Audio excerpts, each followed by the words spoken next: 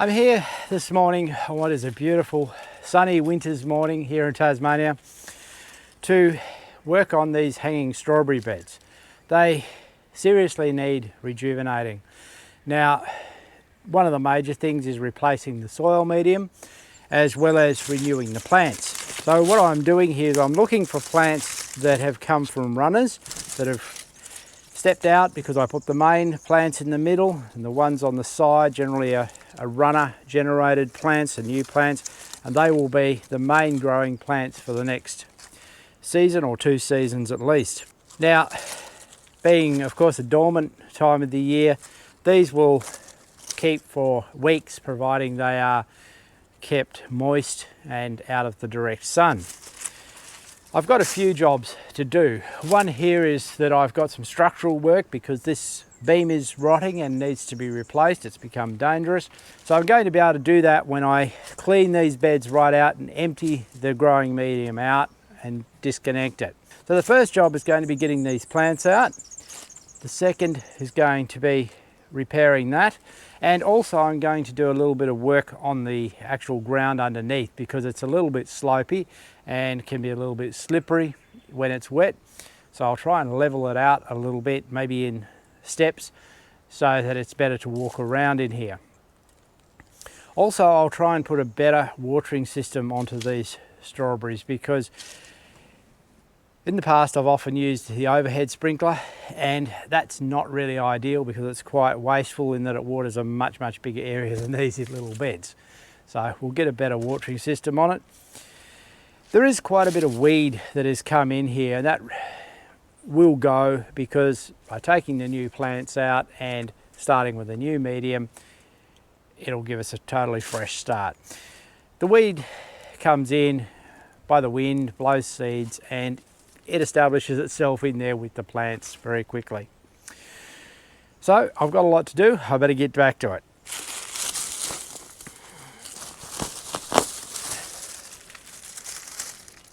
Some of these plants have actually rooted through the weed mat that I had down, and that means that when they come out the root system does suffer some damage, but look, strawberry plants are quite resilient, and as long as they've got a few roots and this base rhizome, away they'll go.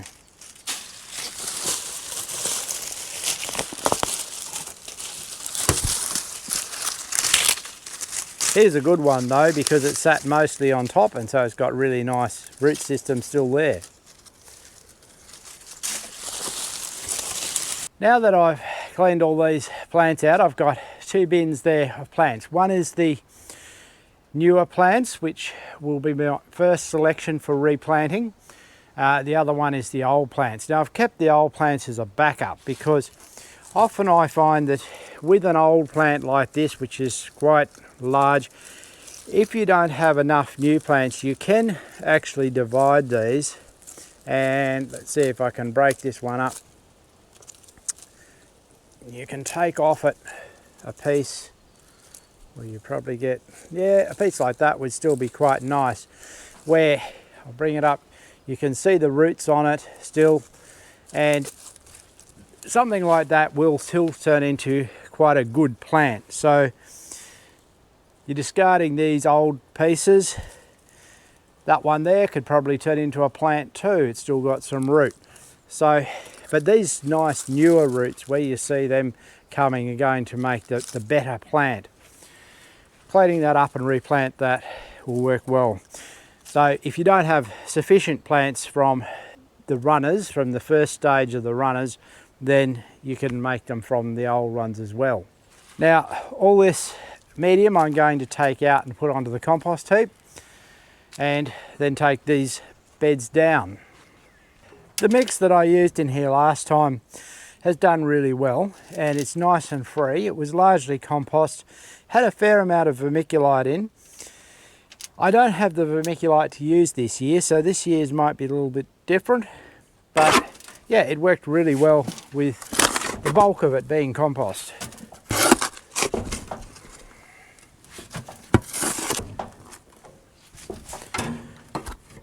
Now you'll hear the noise here in the bottom. In the bottom of these I have blue metal, which basically aids in the drainage, and that can stay there. Now this might seem a little bit like a waste, taking this all out and putting it on the compost, but of course the compost heap is never a waste because it will go into the veggie garden and improve it. Could you do this without taking all of this out? Yes, you could. You could take some off the top, which would reduce the amount of weed seed, add a new layer of fresh compost mixture onto the top, and then plant into that and get a couple more years out of it. I'm not doing that this time because I want to empty these and take them down because I have to do the structural repairs. So now that those beds are cleared out, I can get in and stake these down. Now this one is very obviously needing to be replaced, but this one down here also has a section in it that is really quite bad and isn't going to last that much longer. So while I'm doing it, I should replace this one as well. That will mean that I'll have to go to the hardware store and get some more timber because I don't have sufficient, because I was only planning to do this one. So with those down, I'm going to turn my attention to clearing the floor here because, as I said, I want to bring some soil in and create some terraces, so to speak, in here. With the ground now clear, I can get an idea of what I need to actually level this out to make it into terrace steps of about 1 sleeper each, and 2 sleepers will do it quite nicely. So back with some sleepers. I'm going to just put this one in today, which is just the bottom one. I'll need to come in with some soil and I'll tip over that to fill this bottom area and also fill up against it. As the day is getting later, these short winter days go very quickly. I haven't really got time to bring soil in today, but I hopefully have time to get up one of these beams. This is the one I had, which is a lighter one. I'm going to use it at this end where only one end of the beds is held. I've got a new hardwood sleeper, 200 by 50, which I'm going to put across in the middle. This morning I'm coming in with the soil. Now thankfully I've got a large mound of soil on my land which I can get to with the loader, but of course I can't bring the loader right in here, so I have the difficulty of putting it into a wheelbarrow and bringing it into here with the wheelbarrow, which will slow the whole process down, but still it'll be good to get the soil in and get this filled up. With this first level full, it's now time to put in the second sleeper so that I can fill against that. Well, it's finally down. The weather went a little bit damp, started to shower a little bit while I was doing this, which made things a little muddy underfoot and difficult to film it all. It took a total of 6 bucket loads, or that translates to 18 wheelbarrow loads of soil, but I'm really happy with the way it is now. My wife would like me to concrete this, but I'm not going to at this stage because I can't guarantee that everything's going to stay as it is in the long term here. I'll probably just put some weed mat down on it, but that can wait till later. It's time to get this beam in. Now, the sleeper that I purchased was really big and heavy. It was a total of 220 by 50 and hardwood, so really heavy. And also it would have meant that I either would have needed to cut this down or push it up. If I cut it down, the fact that I've raised the soil here would mean that I'd be banging my head on it all the time. What I've done is I've run it over the saw bench, reduced it back to 150 by 50, and it should then sit in the top here quite nicely. And while there's still a possibility of banging my head on it, it's not as likely. Previously, I looped the wire from the beds over the top of the beams. This time I'm thinking to do it a little bit different. I'm thinking to actually put some batten screws into the side and just put the wire on that. Hooking it like that will mean that if I need to take them down in the future, I can take them down much easier without undoing the wires. I'll be able to just lift it off. Well, that's the theory anyway. Time will tell whether that works. With the central beam, I decided to put bolts through, because that made a lot more sense, because I could attach to both sides rather than just one side. There's one more thing I need to do before I actually rehang these beds, and that's that there's a couple of these pieces of wood in the end that really have seen better days. They've been here a few years now, and they were older timber already when I put them in. With direct soil contact, of course, it does start to decay. So I will take these out and put some new pieces in. When I say new, I probably can actually get something out of the planks that I actually took down. There's probably enough in there that's going to be okay to do this. So I'm back here on a beautiful sunny winter's morning to reinstall these beds, and it's simply a matter of rehanging them. Using the wire to hang these beds is not the easiest thing. Using chain would be much simpler to work with, much easier to adjust, and easier if I need to remove them. The wire simply is very cheap, and I already have it in place. Now that I've got these couple hung up here, I'm going to go and mix some growing medium, potting mix, whatever you'd like to call it, to put in these before I hang the other two, because it'll be much easier to come in and fill these without the others in the road. So I'm going to get the cement mixer out now and start mixing. What I'm going to be mixing is I'm mixing some compost, some coconut fibre, and also some grit. This is mostly some crusher dust, which will give some mineral as well as assisting in drainage. And also I'll add a little bit of blood and bone to this to add a little bit more nutrient. And this should be a good medium for the next couple of years. The cement mixer isn't perfect for mixing this up. Some of the coconut fibre wasn't properly rehydrated, which made it a little bit more difficult. And also in this compost there is some large pieces of clay, which is a good thing because it contains lots of minerals, but it needs to be broken up a little bit and spread around, not just in lumps. So with these two beds now full, I'm going to bring in the other two beds, tie them up, and repeat the whole process and fill those as well. These are the plants that I chose from runners, and I need to go through them and find the ones I want to replant. I'm basically looking for things that have some nice new roots, and I'm cutting off all this rubbish, all the old leaves come off, stay in, and making sure there's no weeds preferably too. So something like that will make a nice new plant in the new season. I need 38 plants altogether, so I'm going to be busy here for a little while. This probably seems like a lot of work for a few strawberries, and unless you really love strawberries, you're going to probably say, is it really worth this much effort? Well, I think it is. I've never regretted it. Every time I sit down and eat a nice bowl of strawberries that we've picked from the garden, I'm always really happy that I've put this effort in creating a strawberry house, a dedicated area. Look, the method that I use for growing them isn't necessarily the one you would want. It works for me. I'm quite happy with it. It means that I don't have to bend, and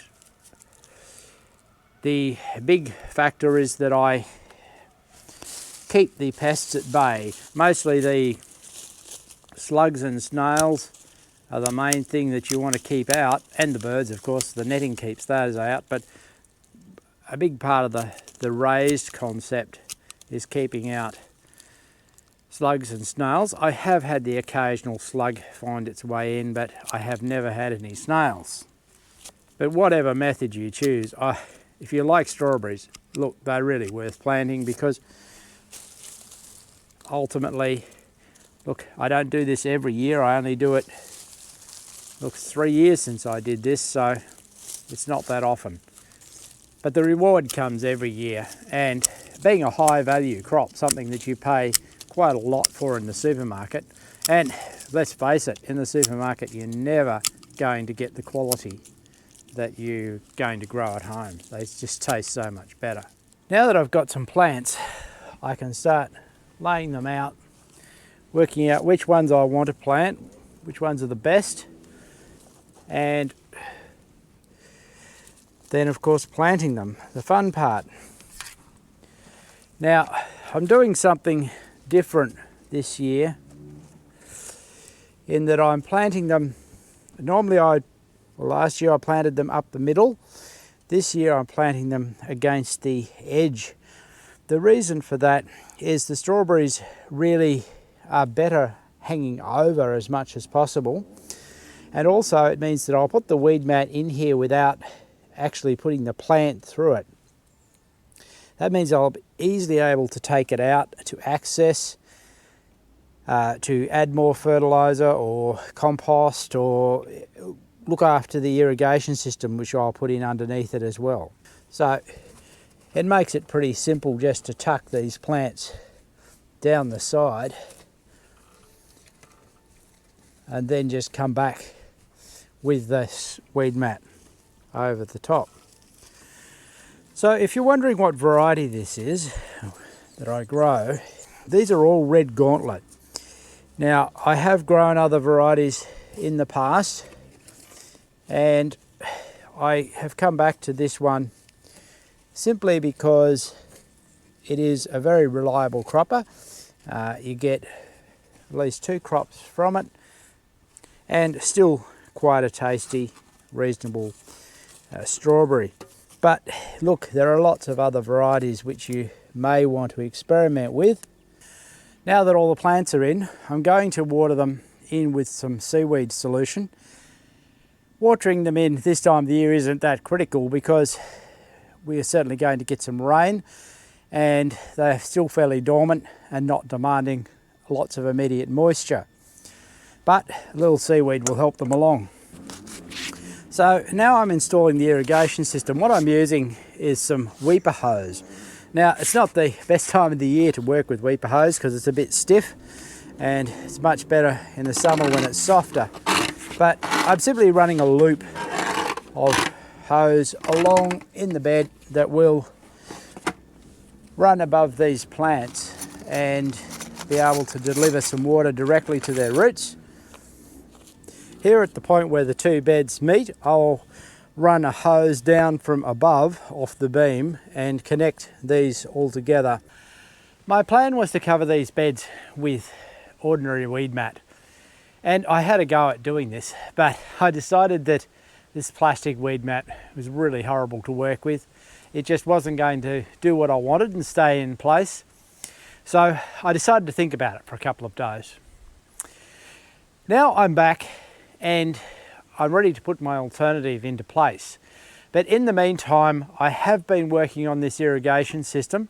I've connected the main loops of weeper hose up to an overhead distribution. I haven't as yet connected that to the actual water because I haven't quite got all the fittings that I need. But that will happen before we actually really need to irrigate. There's going to be plenty of rain for a while yet. Now, what I'm actually using on these strawberries is some wood chip. The wood chip that I'm using is not the all-in wood chip with leaf that I have used on the veggie garden, like the garlic. I've used that. It's just the pure wood chip without any leaf. I've chosen this because it will not decay as quickly, it will not transfer moisture as easily, and it will mean that the surface tends to be drier. And that's really what I want to achieve. If there are any strawberries that actually do sit on it, I want to keep them as dry as I can. The name strawberries suggests to use straw, and you can. I am not using straw here because the straw that I have, I tend to find has a fair bit of grain in it, wheat, and so I would be forever pulling out some wheat that would be growing. By using the wood chip and the compost that I've used, I've basically introduced no weeds into it. Yes, some will come through the air, but I have a fairly good start in terms of not introducing any seed. That's done. With the exception of the completion of the irrigation system, these beds are now ready for summer production. Now you might wonder, what will I do with these strawberries in terms of feeding them across the year? The only thing that I really will do is to water them 2 or 3 times, maybe more, with some seaweed solution. Next winter I will come and put some more blood and bone, some more seaweed on, maybe, depending on how much it's gone down, maybe some more compost. This should set these beds up for 2 to 3 years of good growing. They don't look that exciting at the moment, of course, but once they're loaded up with some fruit in summer, I'll be really grateful that I've done this work and really enjoy those strawberries.